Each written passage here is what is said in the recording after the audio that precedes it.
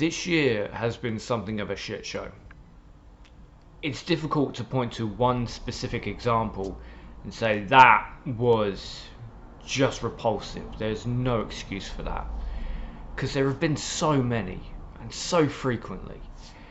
Yet there are still people who are defending Boris and his buffoonish clan of yes men, saying, well, it's easy to criticise them in hindsight, they're doing the best they can with what they've got. No, I mean, there's a couple of issues with that. First and foremost, Conservatives have been in charge for 10 years. This is a situation set up by the Conservatives. The NHS is failing because of the Conservatives. Let's stop blaming Tony Blair because he started privatisation. They've not, Labour haven't had power in 10 years. It's entirely the Conservatives. Secondly, the hindsight argument. No, it doesn't work either. Because Boris and his band of merry wankers are advised beforehand, during, and then rightly are criticised after. Now, in my opinion, not heavily enough, because there are tens of thousands of dead people in this country who could still be alive today if the government had done the right thing and listened to the people who know better. Again, I'll take it back to my Brexit analogy. If a doctor tells you you have cancer, you don't say, what the hell do you know, and walk out. You listen to the doctor. You listen to the professional in the room. But at every single turn, Boris Johnson and his buffoonish government haven't listened to experts. With that being said, despite the fact that this has been going on for 7, possibly 8 months, excuse the traffic, 7-8 months, there have been a particular set of events that have taken place within 7 days that are quite frankly awful, and not a single member of Parliament, not a single member of the Conservative government should be let off the hook for this. So, from The Independent, 7 of the most awful things the Tories have done in the last week. Again, I'll link this down below because I'm only going to read out the headlines. The worst ever cabinet minister now oversees MI5. Do you remember Chris Grayling? You know, the man who gave a multi-million-pound ferry deal to a company that not only has no ferries, but whose every expert on the matter said they can't possibly get ferries by the time you have it. The man who stood up in Parliament and said, oh, you don't seem to understand. If they don't deliver, they don't pay. Problem is, we gave them millions upon millions of pounds in consulting fees. We don't get that money back. Yeah, that dipshit, the man who has failed in every role he has, is now overseeing British intelligence agency MI5. If I was a cynical man, I would say it had to do with the fact that when Boris Johnson was made Foreign Secretary, MI5 put him as a massive security risk because of his ties to Russia and his reciprocation of Russian funds, and the fact that December, while people may have forgotten, there was a file, there was a document given to Parliament, given to the Cabinet, saying Boris Johnson is a massive, massive security risk. The people need to see this. And the Conservatives have sat on it, hoping that people forget. If I was a cynical man, I'd say Chris Grayling has been awarded this position because someone with a brain cell knows he'll find a way of fucking it up. But hey, Britain clearly doesn't need intelligence. A Tory minister claimed parents were using meal vouchers for booze. Now this is from Vicky Ford. I'm going to read out her tweet and then I'm going to read out a response to her tweet. So Vicky Ford, MP, Saddened to hear saddened to hear of incidents of some parents using free school meal vouchers for alcohol and non-food products, despite clear restrictions and also threatening supermarket staff. Am speaking to all supermarkets on what more can be done to protect staff and make sure kids get food.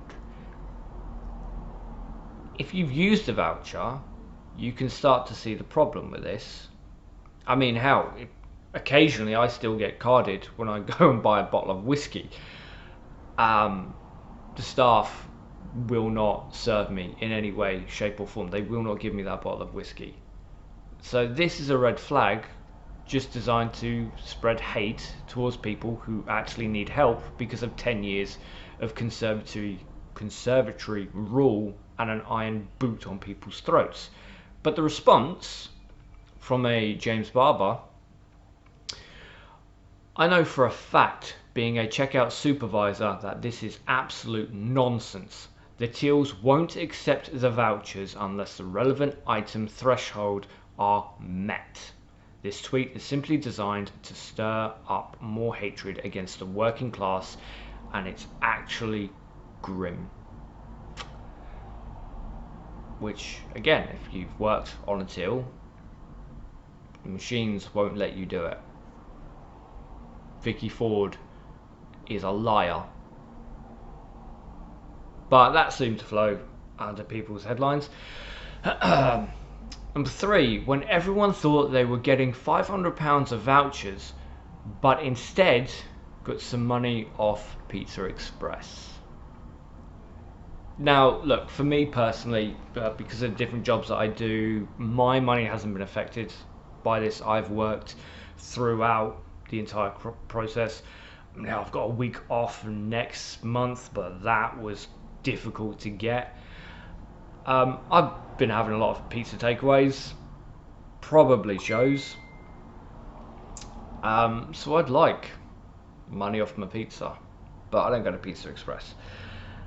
But the point is, for this one, families who are struggling to feed themselves, to feed their kids, again, this isn't just because of the coronavirus. This is because of 10 years of austerity where the government says we don't care about you because you're poor.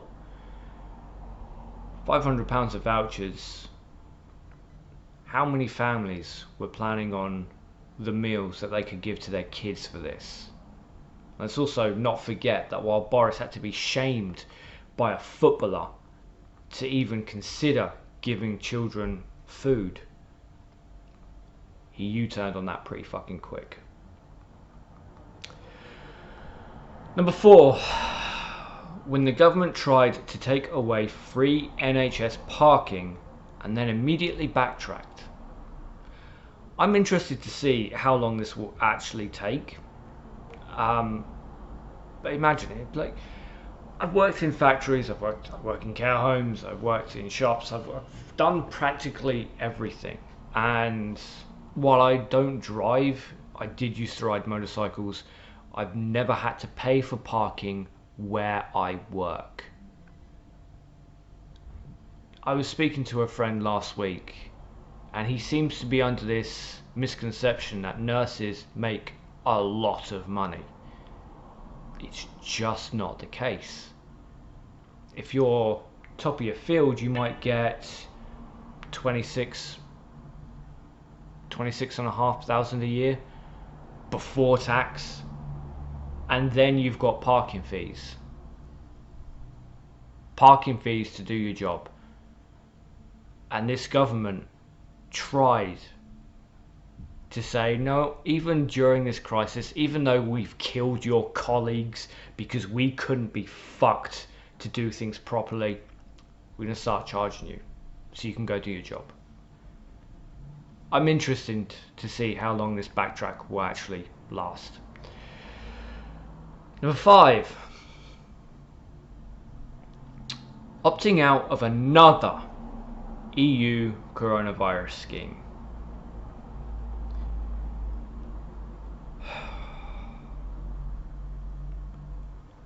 You would have thought that they would have learned from the beginning of this. You remember the first time they did this? Said no, we don't want anything to do with you, and then they got public backlash. Said, oh no, we weren't part of these talks. We had no idea this was going on. We couldn't possibly take part. It's not that we didn't want to, it's that we couldn't. And then the EU said, you what, son? Yeah, here's the transcripts. Your ministers were part of that phone call. You said fuck off. Well, they've done it again. Again, our closest, both literal and figurative, allies have said, we're doing this to keep everyone safe. Do you want in? And the British government have said fuck off. Number 6, the one that had me more than a little bit angry for more than just a couple of days. Boris Johnson insulting care home workers.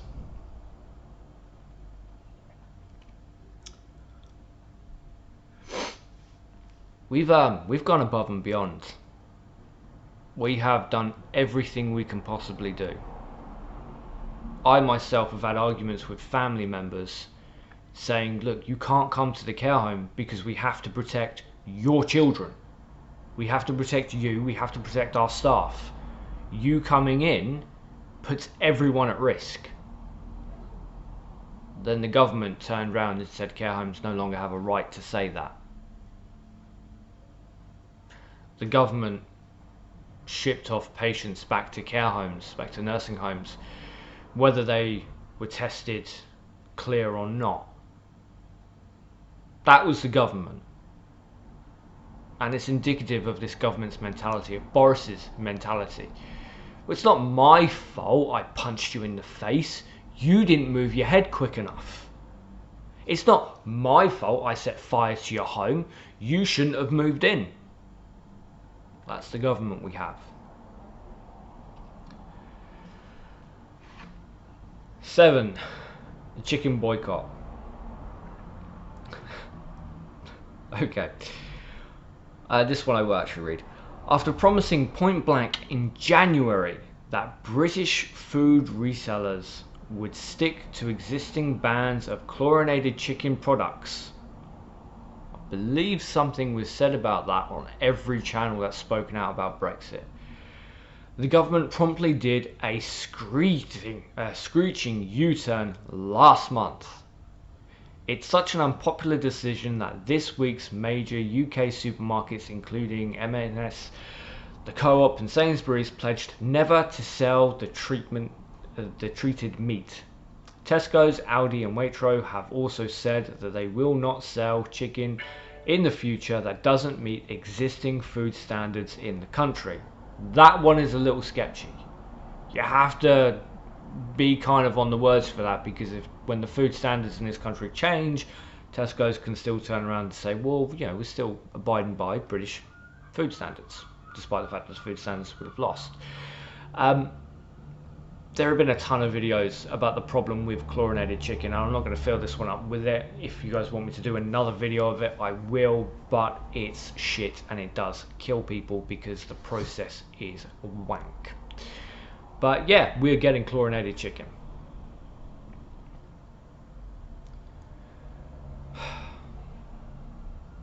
As a little bonus, just as a little bonus. Little number 8. This government have also said that should the EU come up with a vaccine to the coronavirus, we won't be taking part in it.